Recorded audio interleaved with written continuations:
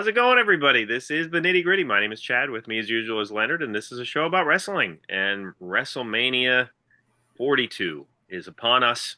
And so Leonard and I thought we would dig in our bag of unused WrestleMania topics and see what we could give you here. It's going to be kind of a mixture of topics as we go on with the show today. We're going to be talking about some of the worst WrestleMania main eventers.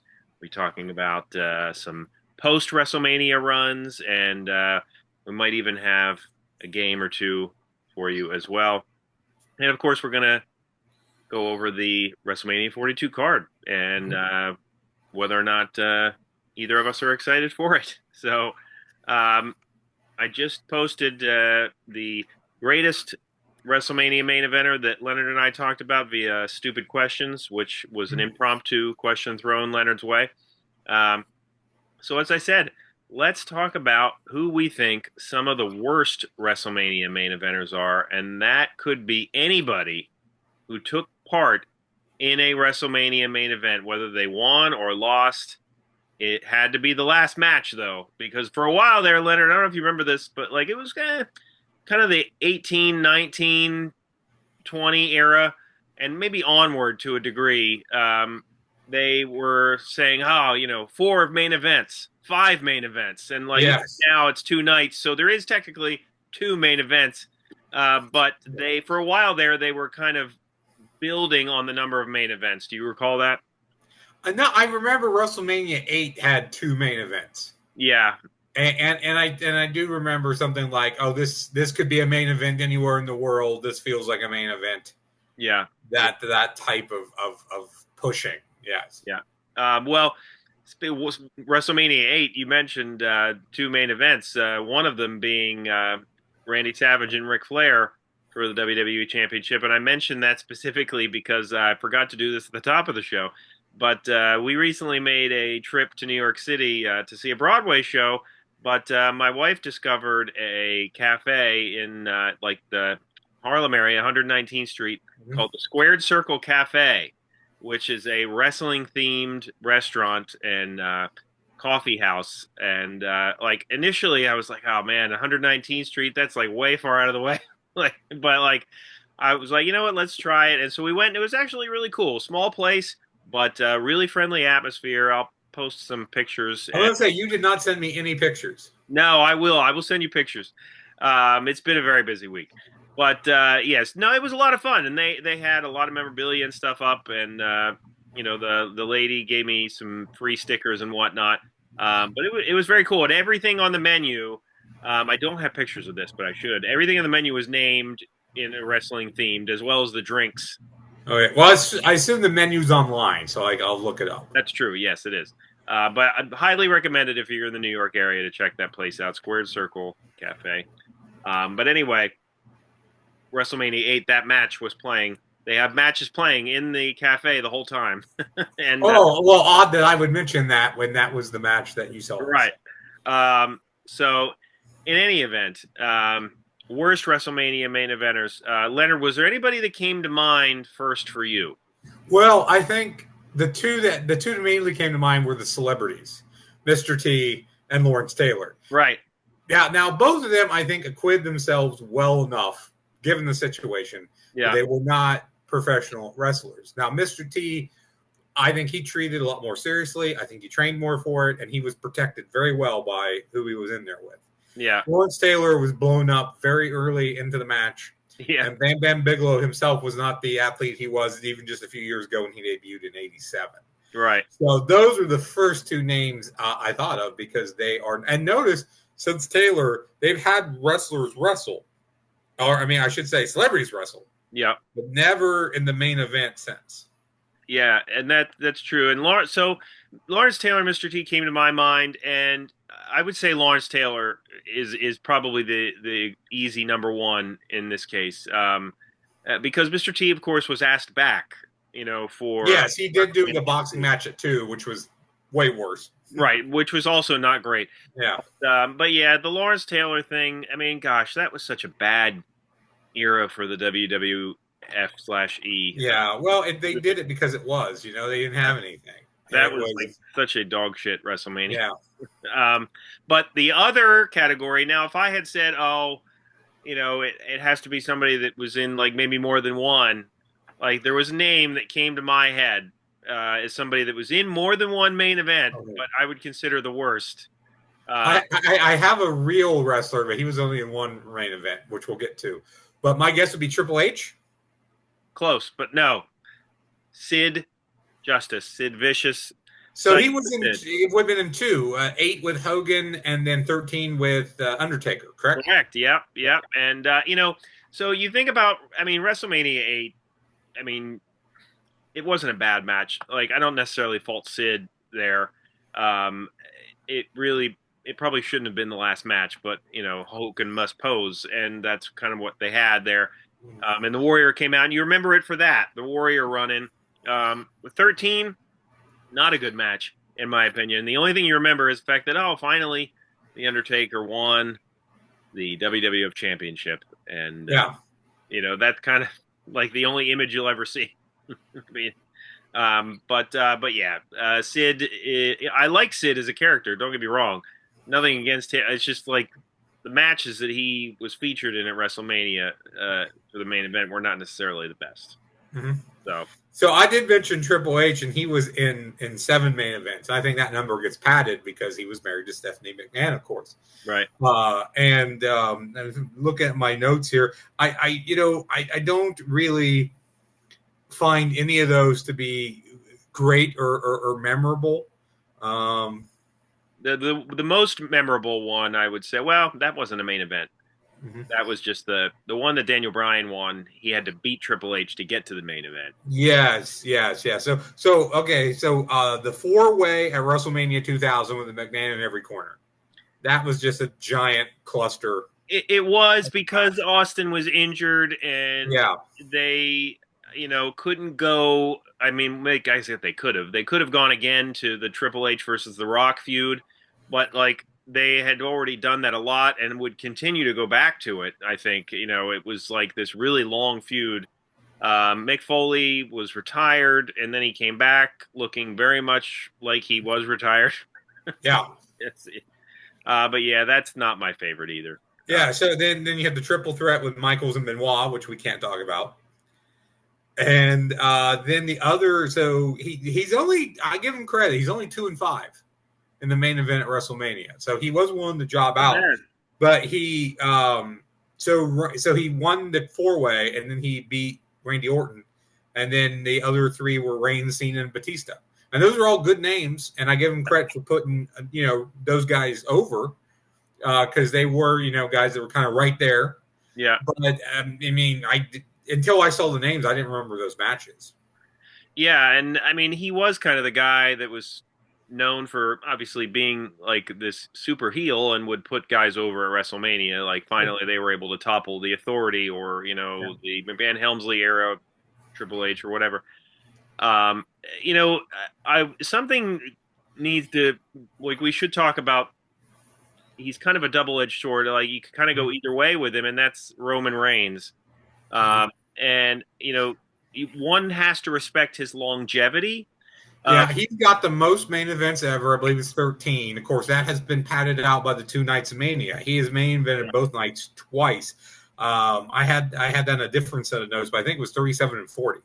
Yeah, I think that's correct. And I mention him because in CM Punk's latest promo, he talked about how many chances Roman Reigns has gotten and how, he messed up the first 8 main events that he was in at WrestleMania super horribly, but still got chances, Mm-hmm. And that, you have to acknowledge that. Like, I acknowledge his longevity and I respect the character that he has become and all that. But man, I would say 3/4 of him being the main event at WrestleMania was, really force fed down our mouths. And I was not as much of a fan of any of those events. No, we've talked before about how best is not favored and favored is not best.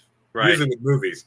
So at one time, I mean, I think you kind of have to be like the AEW kids and give them his flowers. But at the other point, bulk doesn't necessarily mean good.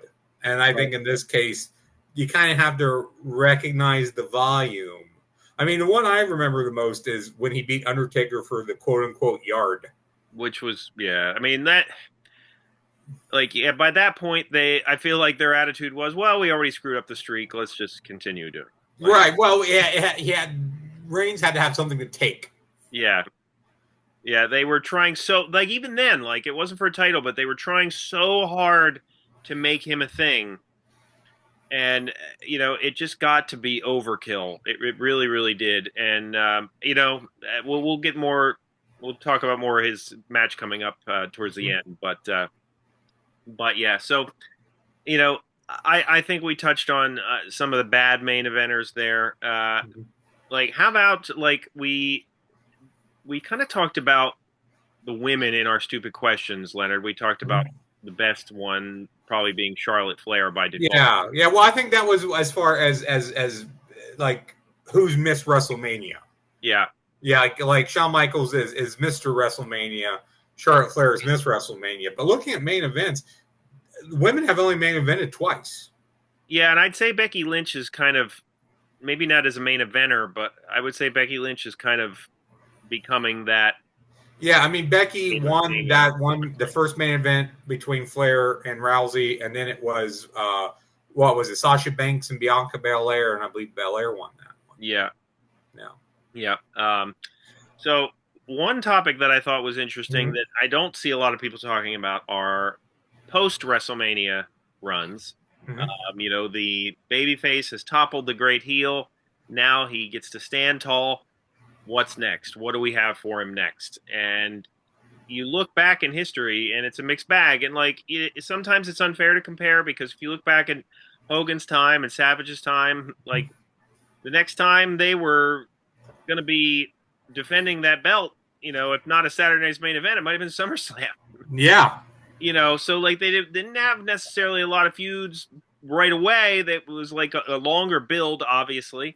But post-WrestleMania runs can go very good, and they can go very bad. So let's see if we can talk about some of both here. Okay. Leonard, the bad.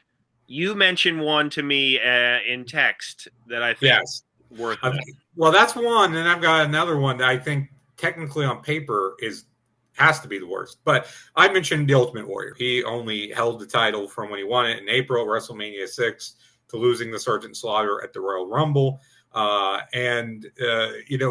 Slaughter was on my list of worst WrestleMania main eventers, which we didn't get to because he was way past his prime, but he was just the right guy in the right time with the right situation, given what they wanted to do.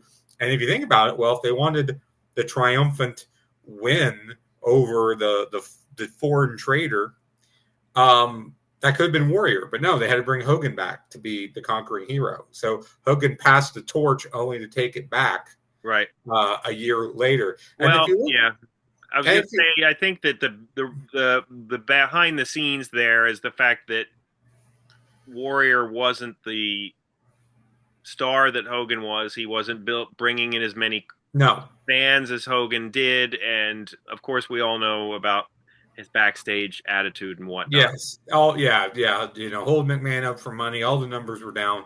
And if you look at, and there wasn't a lot of heels for him to go against during that period. They recycled Rick Rude from when he was the IC champion. They used Ted DiBiase, who, became a tag partner at IRS after this. He was pretty much done with the singles run. And then they used Earthquake and the big fat guy against the champion, which worked so well for Hogan. That didn't really work well for Warrior, but he didn't really have a lot of memorable, viable heels to go against, which hurt him as well. Yeah, Rick Rude was the most prominent one of the names you mentioned there because it was a steel cage match at WrestleMania. I thought that match was okay. Well, SummerSlam, they had a steel cage match. Yeah, I said Mania. Thank you. Yeah, and Rude and Savage always got the best matches out of Warrior by far. Yeah, they did, and it was a shame because even though they were trying to repackage Rude a little bit, like he wasn't necessarily a believable person, even though he had taken the IC belt from him. Like it made sense on paper, but I think by that point, Warrior was big enough that like we didn't expect it to be him to take it from him, Rude that is. So another name that came to mind for me, unfortunate, although I think he got a better title run when he was a heel, and that would be Daniel Bryan. At WrestleMania 30. He defeated Triple H, and then he defeated who was it? Randy Orton and Batista, I believe, in that main event. Yeah, I'd have to go back and look. Yeah. I knew you were going to talk about Daniel Bryan, so I didn't go into detail on that one. Yeah, I mean, it was a really great event, and like it was really genuinely a fan built program and momentum for him, and that's what the fans wanted to see, and that's what we got. And then afterwards, they were like, you know what, we're going to give you Kane, and nothing against Kane, but Kane isn't a main eventer. At least he wasn't at that time. He was like a corporate Kane or whatever it was. And like there was history there. Team Hell No, I get that. But Kane is not the guy that we wanted to see him go against right away. Like, if you want to showcase Daniel Bryan being the new champion, I think they could have gone in many different directions that were superior. Unfortunately, even during the Kane program, Daniel Bryan suffered his like crazy neck injury and had to be stripped of the title. So that even more shows how crappy his post WrestleMania run was. Yeah, injuries really derailed him during that one. Yeah.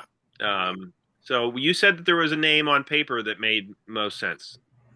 Hulk Hogan after WrestleMania 9. Yeah, wow. Okay, so that's interesting. That doesn't ever come to my head, and it might not for many people, but it absolutely fits. Yeah, he did defend the title until he lost it back at Yokozuna at King of the Ring in June. Yeah. And the only reason they did that hot shot title switch was because the buy rate and ticket sales were down and McMahon was scared. And that's why he went with Hogan. Now, if you want to get more technical, you could say Bret Hart losing to Yokozuna and then Yokozuna losing it to Hogan within moments. Yeah, Yokozuna's losing it in moments. And then the same thing happened with Seth Rollins and Roman Reigns. Rollins won the title for Dean Ambrose to cash in Money in the Bank. True. Yeah. Out of WrestleMania. I had the number here somewhere. I don't know if I have it right in front of me. But yeah, you could even say that. But yeah, Hogan did nothing with that belt after he won it at 9. So I think on paper, you didn't defend it at all, and you held it for 2 months. That has to be. No, that's absolutely true. So that definitely fits. Some good WrestleMania, post-WrestleMania runs. One that comes to mind for me, and just because like this was an era that I was really watching every minute, was Stone Cold. After, you could say, the one where he had Foley right away, I think was after. Was that after Shawn Michaels or was that after The Rock? I can't remember. Oh, I don't remember. So 14 was when 15, he beat 15 Michaels. When he beat Michaels. No, 14 was Michaels. 14 was Michaels? 14 was Michaels, 15 was Rock, 17 was Rock, and 19 was Rock. Okay, yeah. Mm-hmm. We know our facts. Yes. So that was with Mike Tyson as the special guest referee. Yeah. Was 14. I can't remember. I can't remember which of his runs had Foley right after. Yeah, but which one he got Foley after, I don't remember. But you could say most of those Austin runs were very good. Yeah, very good. Were very successful. I didn't really have any here. I kind of forgot to look up some names on this one. I think this one's kind of tougher because in the modern age, because you talk about we talked about Hogan. Well, Hogan went in as champ, usually, right? And then more in the modern era, especially the Attitude Era, the belt bounced around so much that it was kind of hard to put a good, title run together. Right. True. Yeah. Hogan's runs, quote unquote, were kind of one fed into the other a lot of times because he would go, like you said, he would go in as champ and he would leave as champ. Yeah. But I mean, he had some good feuds in between. You know. Yeah. I mean, he was always on top and was working with top people, and yeah, it was a good era. You know, you can't even if he didn't win the belt at the first WrestleMania in '85, but coming out of that, he was still feuding with Piper, and he was Right. And then Orndorff turned, and then and even with Bundy. Well, that's not a great match, but introduced the iconic blue steel cage. Yeah. So if you want to say like Hogan's run from the first WrestleMania through WrestleMania 3, and then of course 4 was the tournament. Yeah. What a run. Yeah. Heck of a run. From when he won it in '84, early '84 against the Sheik, to when he lost in that lost the belt in the schmaz at the main event in early February of '88. That heck of a run. Yeah. Probably one of the best. Well, we're not really old enough to remember and know about the San Martino runs, and Pedro, but you've got to say that run is one of the best runs ever. Which one? Hogan? The Hogan run from '84 to '88. Yeah, no, I would agree. But we're getting off topic because that wasn't all about WrestleMania. So right, well, yeah, that's pre-WrestleMania days, right? All right, well, Leonard, let's go to our blind ranking game before we talk about WrestleMania 42. So this is all the names of the WrestleMania main event winners only. And there are no repeated names, so you will not see Hogan's name 9 times. But this is, of course, 5. And I inputted all these names into the random name generator, and as they came out is how I will read them to you. All right. Are you ready? Yes, I just grabbed a pad and a pen so I could keep track. Last time we did this, there was some mixed results, if I recall correctly. I believe so on both our parts. All right, so your first name is Mr. T. Oh, he's got to be 5. I mean, we just said he was one of the worst, so he's got to be 5. Your next name, Stone Cold Steve Austin. Well, we just talked about him being one of the best, So do I want to go Austin 1? There is, because Hogan's still out there. I gotta go. I'm going Steve Austin number 1. All right. Your third name is The Miz. 4. Okay. I had Miz. We didn't get to him, but that was the guy I mentioned that I also had on my worst of all time list. Miz is like that dude that down at the bar with a beer gut who's middle aged that said, "Oh man, back in high school, I threw 4 touchdowns in that one football game." That's who Miz is. Every time anything comes up, he's like, "I beat John Cena at WrestleMania." Yeah. And then what's his next best accomplishment? Marrying Maurice? I mean, to me, that's number 1. Yeah, right. Okay. So I'm glad the Miz came up because he was on my worst list. So I'm happy so far. So far, so good. Your fourth name is the Ultimate Warrior. We'll go 3. We just talked about how Warrior did not have the best post run. Of course, that match with Hogan was one of his best matches, and there was something about his personality. So I've got my 2 slot open. All right, Leonard. Well, I think that this is your best blind ranking so far because your last name, your number 2 entry, is Shawn Michaels. Oh, Shawn Michaels and Steve Austin could be close. You could probably argue either one. Of course, Austin beat Michaels at 14, so that might be the edge. But Michaels, I was looking at that. I think he only main evented 5 times. I thought it was a little bit more. But, I'm not a big fan of the WrestleMania 12 main event. I think it's slow and plodding for what it is. Yeah. If it was 3-2 going in, towards the end there, I think that would play better than 0-0 with an overtime. Yeah, I mean, I think it was maybe not the first time they went an hour, of course. I mean, because there were hour Broadways dating back to the 30s. But that, I think that was the first time they tried that match on a live event. They had tried it in house shows. Ric Flair and Bret Hart did one, and Owen Hart and Bret Hart did one as well. You can find those.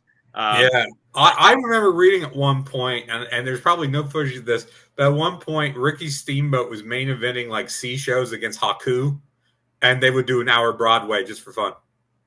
Yeah, like Like I would love to see that. if you listen to some of Jim Cornette's guess the program, you can kind of hear them touch. They touched on one of the WWFC shows fairly recently when I was listening. Just to mention, I saw a program today.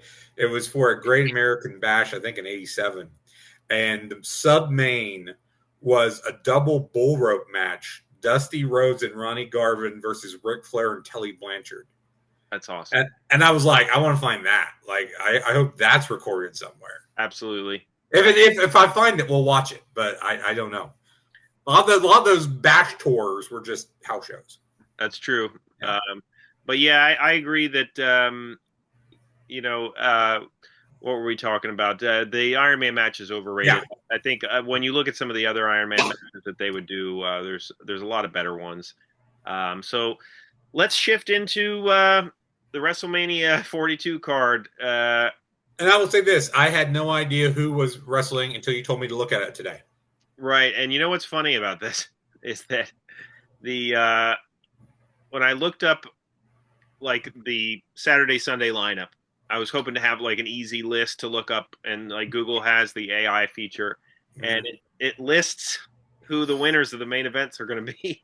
Oh, does it? Does it? I looked up on Wikipedia. Wikipedia had the next listing, so I figured that would be the easiest place to find it. Well, if you look up, so when I looked up main event winners, it listed the 42 as who won. They were like, Randy Orton recaptures the title, and really Roman Reigns defeats CM Punk, which I just find interesting. Both of those, I think, are who I would pick.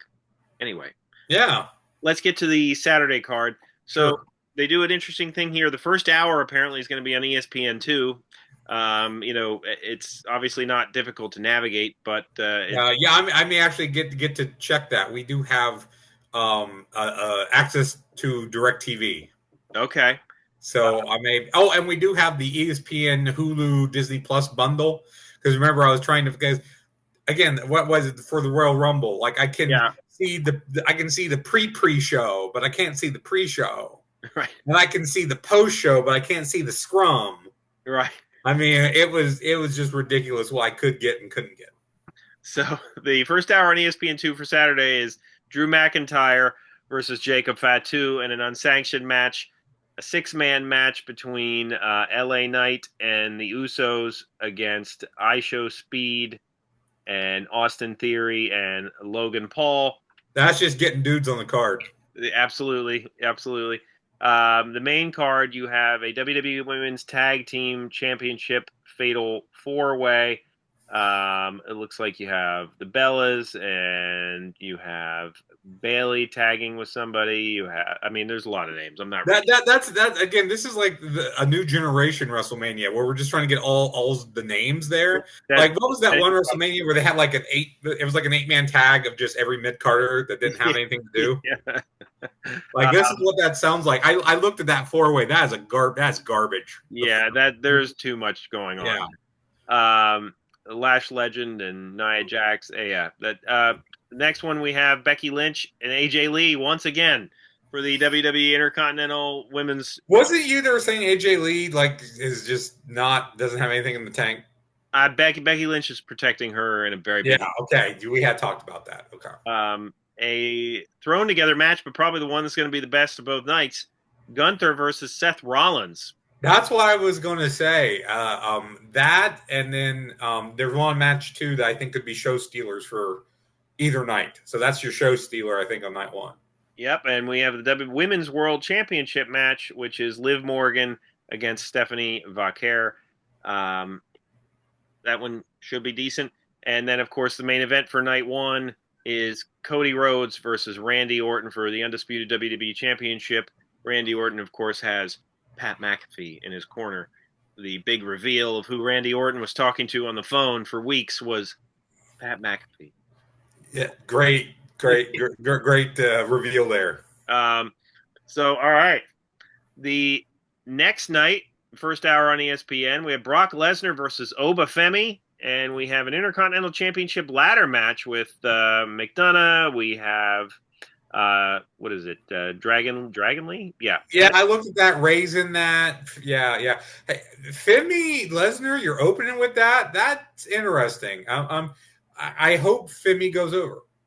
Yeah, you see, that's the thing. Like, at this They need to point, build stars. I mean, you they look at the do. both main events of each night. It's the oldest dudes they've got, They or the do. longest lived dudes that they've got. I think that at this point, whoever wins, it's really of no consequence. Like, because Brock Lesnar's just happy to be there and just happy to do the job for whoever. Like, apparently he's very eager to put Obafemi over on the TV shows, which he did. Obafemi looks like a monster.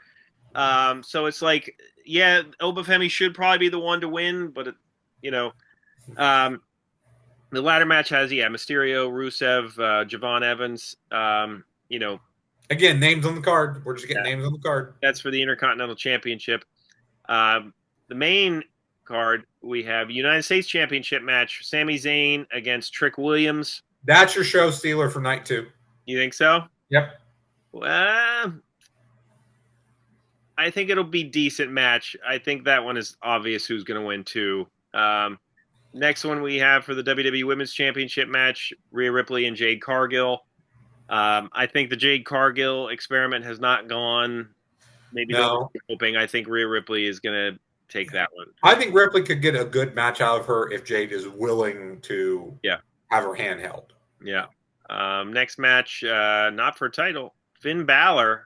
It looks like he's dressed as the Demon in this case against Dominic Mysterio. That feud's been building for a while. And then the match that I'm probably most looking forward to, simply because I think the program has been interesting. The promos have been good.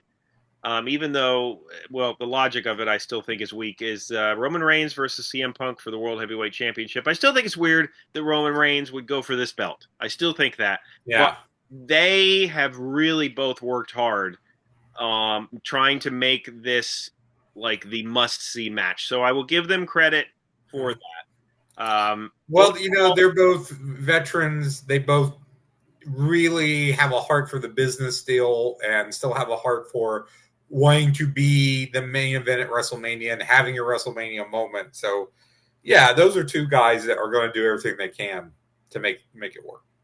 Yeah, overall, I think I can predict 95% of these winners, Leonard.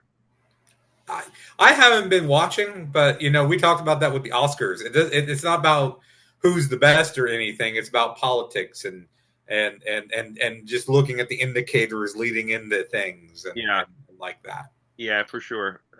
So I will try to watch what I can of this. Again, it's 2 nights, and we don't have time to touch on this topic in depth. But like at one point, we were all kind of clamoring for, or at least most of us were clamoring, they got to split it into 2 nights. They're going to have all these matches, and now I think we've gotten to a point where 2 nights is super bloated, and they are trying to, as you say, still do what they did before, which is put as many people on the cards as possible. Mm-hmm. And it's like almost too much. Yeah, we don't have time tonight to do it, but you could probably go over both those cards and whittle them down to 7, maybe 8 matches with a pre-show match and have a really nice tight card, I think.